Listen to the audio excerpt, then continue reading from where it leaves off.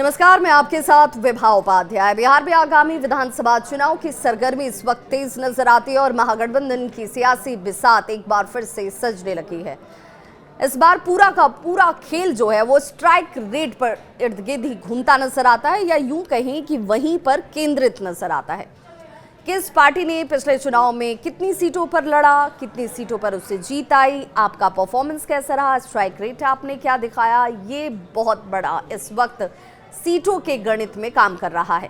पटना में आज महागठबंधन के दलों की अहम बैठक और जहां सीट बंटवारे को लेकर सहमति बनाने की संभावना, राजद, कांग्रेस, लेफ्ट, मुकेश सहनी की वीआईपी पार्टी जो है और उनके साथ ये भी कहा जा रहा है कि पशुपति कुमार पारस के नेतृत्व वाली जो पार्टी है बैठक में हिस्सा लेती हुई जब नजर आई तो बहुत सारी सीटों पर मंथन भी।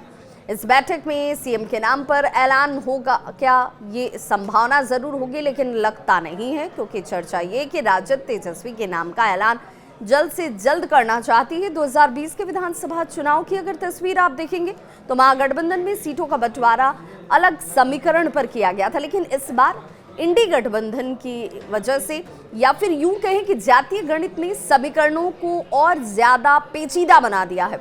इतना सरल नहीं है कि सीटों की संख्या किस पार्टी को कितनी दे दी जाए, कितनी सीटों पर कौन लड़ेगा।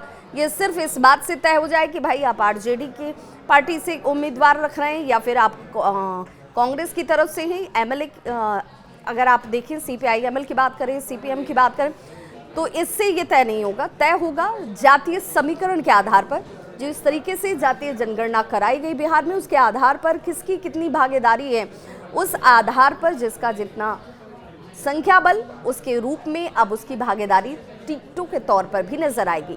राजनीतिक अगर गलियारों में चर्चा की बात करें तो हाल ही में गांधी मैदान में एक बड़ी रैली करने वाले एसपी गुप्ता जो हैं, उनको भी महागठबंधन अपने साथ लाने का प्रयास कर सकता है। इसके अलावा झारखंड मुक्ति मोर्चा के लिए भी सीमावर्ती इलाकों में सीटें छोड़ी जा सकती हैं, क्योंकि इस बार जेएमएम ने भी अपनी इच्छा जाहिर कर दी है कि भाई वो भी चुनाव लड़ना चाहता है। और मुख्यमंत्री हेमंत सोरेन जो कि झारखंड के मुखिया हैं, उनका नाम बड़ा है, उनका चेहरा बड़ा है, और इसलिए उनके लिए भी यहाँ पर सीटों की जो गुंजाइश है वो नजर आती है।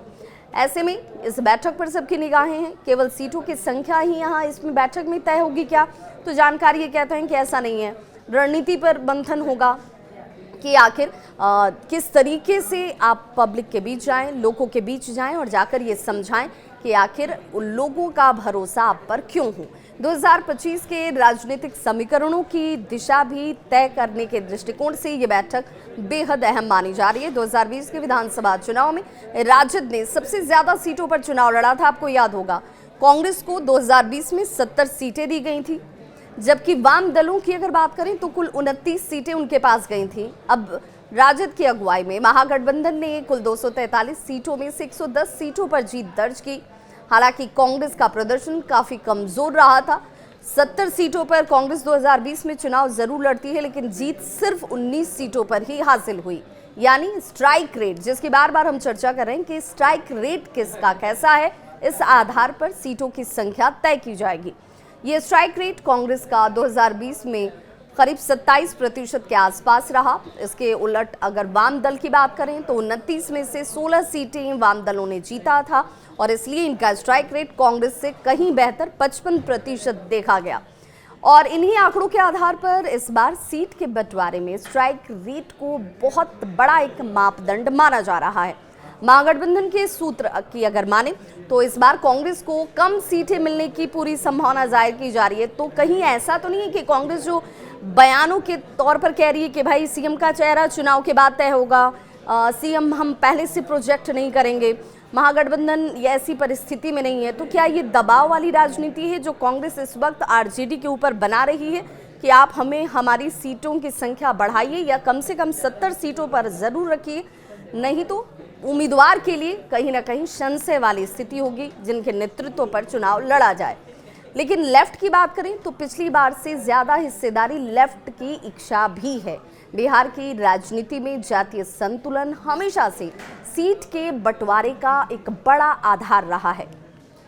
अब जातियों की बात कर लें तो इस बार भी यादव, कुशवाहा, दलित, महादलित, सवर्ण और मुस्लिम वोट बैंक को ध्यान में रखते हुए सीटों का वितरण किया जाएगा, यानी कि सीटों का बंटवारा होगा, किसके पास कौन सी सीटें, कहां की सीटें, कितनी सीटें, ये सब कुछ इसी आधार पर तय होगा।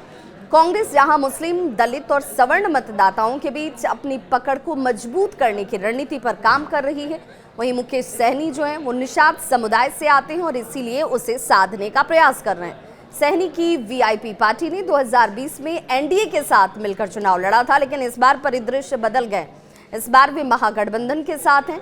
हालांकि सहनी ने अपनी इच्छा पहले ही जाहिर की है कि भाई 60 सीटों की मांग हमारी है, साथ ही वो उप मुख्यमंत्री का पद भी चाहते हैं। किसे कितनी सीटें मिलती हैं ये देखा जाएगा, लेकिन दावेदारी और मन की इच्छा क्या है पता है सभी को कि ज्यादा की मांग कीजिए, कुछ न कुछ वो सीटें जरूर मिल जाएंगी जितनी उन्हें पता है कि उन्हें हासिल हो सकती हैं। राजद के राजनीति अगर जो रणनीतिकार की बात करें तो तेजस्वी यादव खुद इस बैठक की अगुवाई भी कर रहे हैं। लेफ्ट पार्टियों में सीपीआई, सीपीएम, माले के प्रतिनिधि अपने पुराने प्रदर्शन को आधार बताते हैं और सीटों की संख्या की मांग कर रहे हैं। सूत्र ये भी कहते हैं कि राजद लगभग 135 सीटों की मांग कर रही है, जबकि कांग्रेस को 45 से 50 सीटों पर सीमित करने का प्रयास किया जा सकता है। हालांकि कांग्रेस इस बात पर तय राजी हो जाएगी, क्या वो ये मानेगी, क्या इन 40 से 45 सीटों में वो सीटें होंगी जिसमें आज पप्पू यादव ने ये कह दिया कि भाई सीमांचल और कोसी वाले इलाके जो हैं उन इलाकों में हमें ज़्यादा सीटें दी जाएं। तो क्या ये इन बयानों से कुछ बदलेगा? सीटों की संख्या आगे पीछे होगी क्या, ये देखना होगा, क्योंकि अभी बैठकों का दौर जो है वो कई बार चलेगा और उसके बाद किन चेहरों की बात आती है, कितनी सीटों की बात आती है, ये खुलकर तस्वीर जो है वो साफ हो पाएगी। लेकिन 70 सीटों से कम पर समझौता करने के मूड में इस वक्त कांग्रेस दिखती नहीं है। लेकिन क्या कांग्रेस इस वक्त इतनी मजबूत स्थिति में है कि वो इस बात पर स्टिक हो जाए, इस बात पर अड़ी रहे कि नहीं भाई 70 सीटें, नहीं तो इससे कम कुछ नहीं? लेफ्ट पार्टियां पिछले लोकसभा और विधानसभा चुनाव के प्रदर्शन के आधार पर अपने लिए अधिक सीटों की मांग कर रही हैं। अगर स्ट्राइक रेट की बात आएगी तो कांग्रेस से बेहतर स्थिति लेफ्ट की रही थी, तो लेफ्ट की ये मांग कि भाई उसकी संख्या बढ़ाई जाए, वहां पर ये दावेदारी उसकी ज़्यादा मजबूत दिखती है।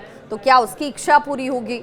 बिहार में इस बार का विधानसभा चुनाव जो है वो महज एक राजनीतिक एक तरीके से आप कह लीजिए कि एग्ज़ाम के तौर पर नहीं है, प्रतियोगिता के तौर पर नहीं है, बल्कि गठबंधन की समझ, संतुलन, रणनीति, सूझबूझ सभी का एक तरीके से इम्तहान होने वाला है। स्ट्राइक रेट के आधार पर सीट बंटवारा न केवल महागठबंधन के अंदर संतुलन को बनाएगा, बल्कि ये भी तय करेगा कि कौन सा दल आगामी चुनाव में कितनी ताकत के साथ मैदान में उतरता है।